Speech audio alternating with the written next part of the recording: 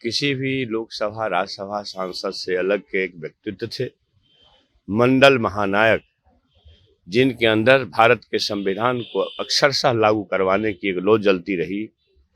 मनु सिद्धांत के खिलाफ पक्ष के पहाड़ की तरह खड़े रहे। उनका जाना देश के लिए अपूरणीय क्षति है। भारत के संविधान को स्थापित करने में, अक्षरशः उसको लागू करवाने के लिए जिन्होंने संघर्ष का इतिहास लिख दिया, उनके सामने सूर्य को दीपक दिखाने बराबर शब्द मेरे पास नहीं है। मंडल मसीहा शरद यादव जी का कल रात में निधन हो गया और हमारे साथ जो है शिक्षा मंत्री, अब मधेपुरा के विधायक भी हैं। हमारे साथ मधेपुरा के विधायक भी हैं। सर, शरद जी का निधन हो गया। 4 बार के लोकसभा सांसद वो जीत करके आए थे। कई यादें होंगी आपके साथ, कौन सी यादें साझा? नहीं, लोकसभा राज्यसभा में उम्मीद करता हूँ 7 से ज़्यादा बार रहे और वो किसी भी लोकसभा राज्यसभा सांसद से अलग के एक व्यक्तित्व थे, मंडल महानायक, जिनके अंदर भारत के संविधान को अक्षरशः लागू करवाने की एक लौ जलती रही। मनु सिद्धांत के खिलाफ पक्ष के पहाड़ की तरह खड़े रहे। उनका जाना देश के लिए अपूरणीय क्षति है। हम सभी मर्माहत हैं और ये ईश्वर से, प्रभु से, परमात्मा से यह गुजारिश करते हैं कि आप मृत आत्मा को शांति दें और देश के तमाम शुभचिंतकों को दुख सहने की अपार शक्ति। कोई यादें सर जो आपके साथ साझा की हों, क्योंकि समाजवाद के बहुत बड़े पुरोधा थे। कई फोटो हैं आपके उनके मंच पर? नहीं, वो वाजिब है। मैंने पहले ही कहा कि प्राणांत भारत के संविधान को स्थापित करने में, अक्षरशः उसको लागू करवाने के लिए जिन्होंने संघर्ष का इतिहास लिख दिया, उनके सामने सूर्य को दीपक दिखाने बराबर शब्द मेरे पास नहीं है।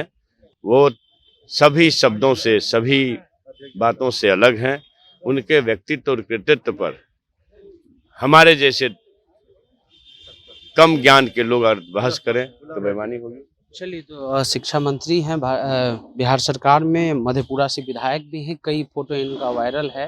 को बता दें कि मंडल मसीहा के रूप में जाने जाते हैं। और उसके अलावा एक चीज़ और है कि शरद यादव की इतनी ख्याति थी, चाहे वो जबलपुर हो, उत्तर प्रदेश हो, बिहार हो। जबलपुर से मध्य प्रदेश से पहली बार वो जीत करके आए। उसके बाद जो है वो पहुँचे यहाँ बदायूं में उनकी जीत हुई। उसके बाद मधेपुरा में जीते। मधेपुरा में 1999 में लालू यादव को चुनाव हराया। 2004 में लालू यादव ने उनको चुनाव हराया। और उसके बाद जब संसद में बहस होती थी, जब शरद यादव बोलते थे तो सभी लोग ध्यान से सुनते थे उनकी बातों को।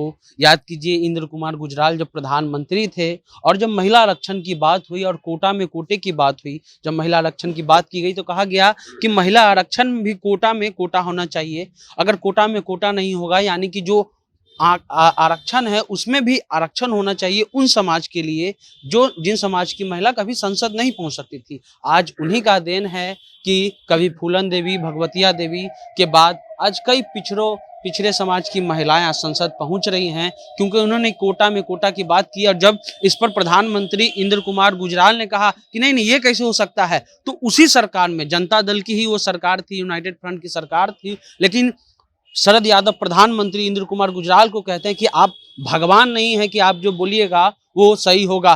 कोटे का बात जरूर होगा। और आज वो शरद यादव कल नहीं रहे। मंडल मसीहा और संघर्ष के शरद और कई नाम से उनको पुकारा जाता है। फिलहाल जनता जंक्शन आप देख रहे हैं।